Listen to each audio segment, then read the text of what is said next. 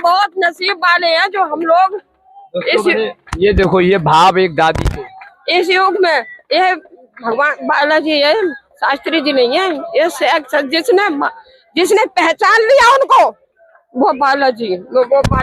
आप रो भी रही हो, आप कुछ लोग क्योंकि उन्हें ढोंग बोलते हैं, पाखंड बोलते हैं। देखो, जिसकी जैसी बुद्धि होती है, जो ऐसा बोलते हैं उनकी तो वे ठडरी बांध ही देते हैं, आपको पता ही है। लेकिन मतलब जो हमारे गुरुदेव हैं, युगों युगों में भी उनके जैसा कोई पैदा होने वाला ही नहीं है। उन्होंने इतिहास रच दिया कि उनके जैसा कोई हो नहीं सकता। वहाँ के बारे में, वहाँ की व्यवस्था के बारे में मैं क्या बोलूं। अपने गुरु के बारे में जो भी मैं बोलूं वो थोड़ा है।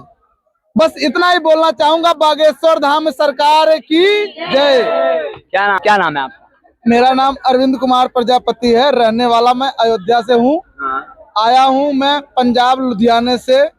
हमारी संगत आई हुई थी, जिसमें सबसे पहले तो मैं बोलना चाहूंगा बागेश्वर धाम सरकार की।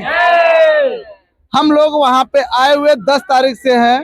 11 तारीख को सुबह में हम लोग पहुंचे थे और हम लोगों ने वहाँ पे सेवा दिया।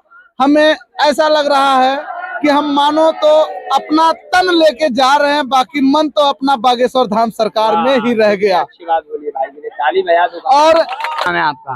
गीता। आप कहाँ से आप आए? हम हरदोई से रहते हैं, दिल्ली में। आ रही है वीडियो।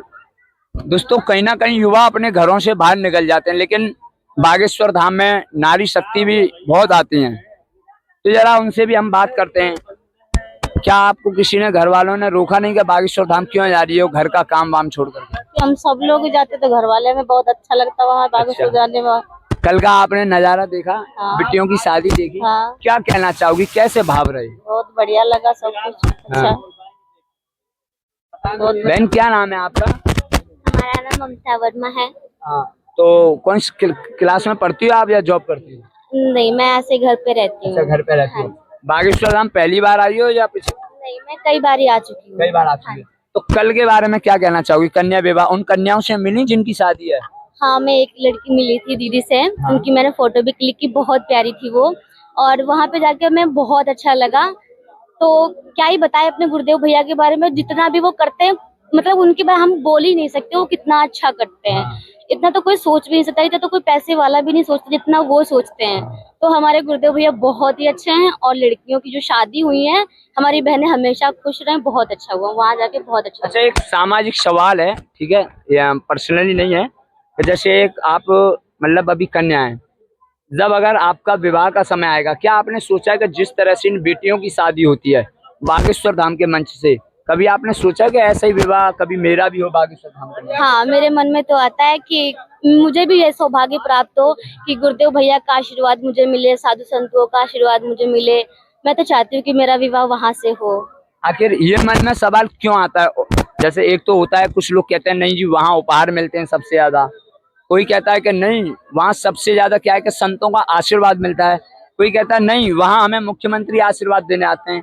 तो आपको ऐसा क्या लगता है उन सभी चीजों? मुझे तो वहाँ के साधु संतों का आशीर्वाद चाहिए और अपने गुरुदेव भैया का आशीर्वाद चाहिए, बस मुझे और कुछ नहीं। इतने बड़े मन। हाँ जी। देखो, बहुत अच्छा भाव है बहन का भी, और बहन ने बहुत ही अच्छी बात बोली है। लेकिन उस यात्रा में आपने सभी को देखा, लेकिन देखो हमारी अम्मा, जिन्हें घर में सोना चाहिए भैया, राया ओढ़ कर ठंड में, लेकिन अम्मा हो गई बागेश्वर धाम। अम्मा तो बात करेंगे। अम्मा राम राम बोलो। राम राम बोलो, राम बोलो। जो पूछ रहे हैं वही बोलो बस। अम्मा तुम आई हो बागेश्वर, आप क्वेश्चन करो, आंसर देंगे। अच्छा, मतलब बोलती नहीं है। अच्छा चलो, अच्छा कोई बात नहीं। हाँ, इधर बात कर लेते हैं। बागेश्वर धाम की जय। सर, एक युग में राम जी ने जन्म लिया था, ठीक है। उनको किसी ने भगवान नहीं माना था, भगवान नहीं माना तो उनको किसी ने, ठीक है। फिर श्री कृष्ण ने जन्म लिया, उनको भी नहीं किसी ने भगवान माना था। उन्होंने सबने उनको बच्चे के रूप में माना था ना, और इंसान माना था। जब वो चले गए, जब सबको पता लगा ये भगवान थे। ऐसे इस युग में बालाजी ने जन्म ले लिया। बालाजी ने जन्म ले लिया। बालाजी इस युग में आ गए, साक्षात बालाजी आ गए। और ये बालाजी के अलावा कोई नहीं कर सकता। इतना ये कोई ये गरीब बच्चियां नहीं थी, ये गरीब बच्चियां नहीं थी, ये तो पता नहीं परमात्मा की कौन सी लीला है, ये बच्चियां नहीं थी, समझे, ये बच्चियां नहीं थी, ये तो परमात्मा की कोई ऐसी लीला है जो ऊपर वाले को दिखा रहा नहीं। इस युग में ये हम लोगों को देखना कहाँ नसीब, इस युग में हमको देखना कहाँ नसीब। आंखों में से आंसू भी आ रहे हैं, मैं समझ रहा हाँ हूँ हाँ, जो हर कोई उनको नहीं पहचान सकता, जो कोई उनको पहचान सकता जिनको वो जनाएंगे, हर किसी कोई नहीं पहचान सकता। वो बालाजी साक्षात उन्होंने इंसान के रूप में, वो हम लोग सबको इंसान दिखाई देते हैं, लेकिन वो है नहीं इंसान। तो दादी ने इंसान नहीं है। दादी ने एक बात बोली थी कि वो गरीब बिटिया नहीं थी, वो अमीर बिटिया थी, और वाकई में ही उनके जैसा कोई नसीब वाला है जो जिनके राष्ट्रपति, प्रधानमंत्री और देश विदेश के जो वो आ रहे हुए, तो हाँ राजदूत आ रहे, तो वो लड़कियां गरीब कहाँ से हुई? उनके जैसा तो कोई धनवान नहीं है, उनके जैसा तो कोई धनवान नहीं है। हम लोग लेकिन उन बिटियाओं की भी बड़ी दर्द दुख बड़ी कहानी है। किसी के यहाँ खाना नहीं है, किसी के माता पिता माँ बाप नहीं है, जिनके माँ बाप वो बहुत नसीब वाले, जिनके माँ बाप स्वयं बालाजी हुए तो वो गरीब नहीं है, जिनके माँ बाप स्वयं बालाजी बने हैं तो वो गरीब नहीं है। ये शास्त्री जी नहीं है, ये हम बता रहे हैं आपको। आपका क्या नाम है? मेरा नाम कविता है। बैठ जाओ। कहाँ से आप आए हैं? मैं मेरठ से। अच्छा, मेरठ से आए हैं। कल का नजारा आपने देखा? हाँ, नजारा मैंने देखा। उन बिटियाओं के बारे में क्या कहना चाहोगी जिनके माता पिता नहीं थे, उनके धर्म पिता जो है बागेश्वर सरकार बने? क्योंकि जब वे विद्रोहियों का सामना करते हैं, उन पर कहर बनकर टूटते हैं, तो जब हमें वो श्री कृष्ण के रूप में नजर आते हैं, और जब बेटियों का दर्द पहचानते हैं, उनकी शादी करवाते हैं, तो जब हमें वो प्रभु राम के रूप में नजर आते हैं। वाह, क्या अद्भुत नजारा आपने बोला है। लेकिन गुरुजी भी बोल चुके हैं इस बात को कि कहने को वो गरीब बिटियां हो सकती हैं बागेश्वर धाम के मंच से पहले, पर लेकिन जब वो बागेश्वर धाम के मंच पर आती हैं तो वो दुनिया और विश्व की सबसे बड़ी अमीर लड़की होती है। देखो, उनके जैसा सौभाग्य शायद किसी का ना हो कि वो गरीब हैं। उन्होंने कभी सोचा नहीं होगा कि हमारी शादी बागेश्वर मंच से होगी, वो हमारी शादी करवाएंगे। मतलब चाहे दुनिया में किसी के पास कितनी भी धन दौलत हो, कितना भी कुछ भी हो, लेकिन उनके जैसा भाग्य जो है इस दुनिया में किसी का हो ही नहीं सकता, क्योंकि जिन्हें खुद गुरुदेव भगवान आशीर्वाद दे रहे हैं, और देश विदेश के सारे महात्मा आकर आशीर्वाद दे रहे हैं, और जिनके विवाहों का खुद आयोजन जो उनके मंत्र पढ़े जा रहे हैं वो खुद काशी के विद्वान पंडित कर रहे हैं, तो ऐसा सौभाग्य किसी और का हो ही नहीं सकता। अब आप घर जा रही हैं तो आपको कैसा लग रहा है? नहीं, मुझे तो जाने का ही मन नहीं कर रहा, पर मजबूरी है कि घर गृहस्थी भी देखनी पड़ती है, वरना मतलब वहाँ बालाजी महाराज के उससे मैंने कहा बाबा भेज तो रहे हो, पर बहुत जल्दी से बुला।